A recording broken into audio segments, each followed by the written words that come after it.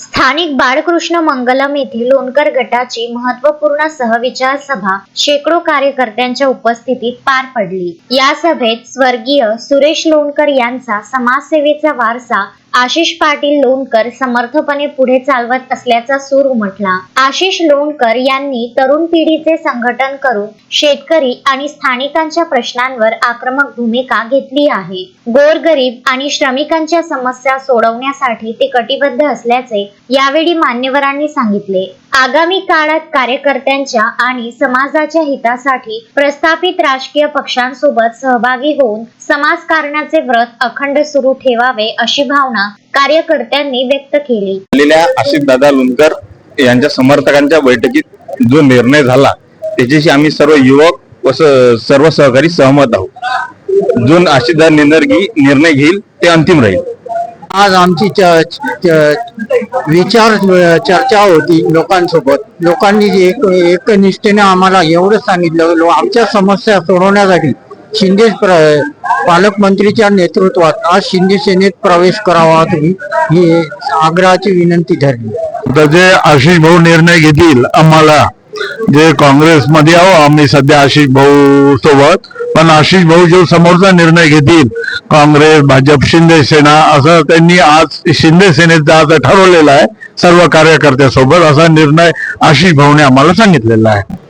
आज स्वर्गीय लोकनेते स्वर्गीय सुरेश बाबू लोणकर यांच्यावर प्रेम करणारे सर्व गावागावातील एका गावातील 2-3 या हिशोबाने सर्व कार्यकर्ते बोलवले होते। त्या सर्वांचं असं म्हणणं पडलं की येणाऱ्या सर्व निवडणुका आपल्याला आता शिंदे सेनेत प्रवेश करणं आवश्यक आहे, कारण विकासासाठी आणि लोकांच्या जे कामं आहे ते प्रत्येकाचे वैयक्तिक असू द्या सार्वजनिक असू द्या कामांसाठी आज कुठेतरी आपल्याला एक प्रवेश करणं गरजेचं आहे। त्या दृष्टीने सर्वजण या शिंदे सेनेत प्रवेश करण्याचा निर्णय घेतलेला आहे। राजकीय दृष्ट्या जो पक्ष सोयीचा असेल तिथे प्रवेश करण्यास हरकत नाही असा महत्त्वपूर्ण सूर या सभेतून निघाला। सभेला भूविकास बँकेचे अध्यक्ष शंकर ठाकरे, खरेदी विक्री संघाचे अध्यक्ष संजय इंगळे, जिल्हा बँकेचे संचालक आशिष लोणकर, माजी सभापती अभिषेक ठाकरे, माजी अध्यक्ष बल्लू लोणकर, डॉक्टर भुरे यासह तालुक्यातील अनेक ज्येष्ठ नेते व पदाधिकारी उपस्थित होते। कार्यक्रमाचे संचालन कृषी उत्पन्न बाजार समितीचे संचालक कैलास कोरवते यांनी केले। सुरेश बाबू लोणकर आणि अभिषेक पाटील ठाकरे यांनी सभेला छान असं संचालन केलं, मार्गदर्शन केलं आणि ज्येष्ठ मंडळी अगदी खेळमेळीच्या वातावरणामध्ये सर्वांची चर्चा करत होती। आज आपल्या मतदारसंघाची किंवा आपल्या घाटंजी तालुक्याची परिस्थिती पाहिली असता आपण विकासापासून कोसो दूर केलेला आहे, कारण एका मोठ्या पक्षामध्ये खूप कार्यकर्त्यांची गर्दी वाढत आहे आणि आज या ठिकाणी त्या पक्षाचे कार्यकर्ते इथे आम्हाला दिसले आणि या मंडळींना या अनुषंगाने सर्वांना अधिकार दिले की आपण योग्य निर्णय घ्यावा आणि बहुतांश पालकमंत्र्यांच्या डॅशिंग कामामुळे शिंदे सेनेकडे या ठिकाणी कल एकंदरीत मोठ्या प्रमाणात दिसला। ही आनंदाची बाब आहे की एक चांगला डॅशिंगचा मंत्र्यांच्या हाताखाली या परिसरातील कार्यकर्ते काम करतील आणि ही सभा एकंदरीत खेळमेळीच्या वातावरणामध्ये संपन्न झाली। कोणाही पक्षावर टीकाही करण्यात आली नाही, कोणावरही वैयक्तिक टीका करण्यात आली नाही, परंतु ज्या ज्या कार्यकर्त्यांनी ज्या ज्या मंडळींना निवडून पाठवलं या ठिकाणून त्या मंडळींनी या घाटंजी तालुक्यामध्ये हस्तक्षेप करायला पाहिजे होता असं कार्यकर्त्यांचं म्हणणं आहे।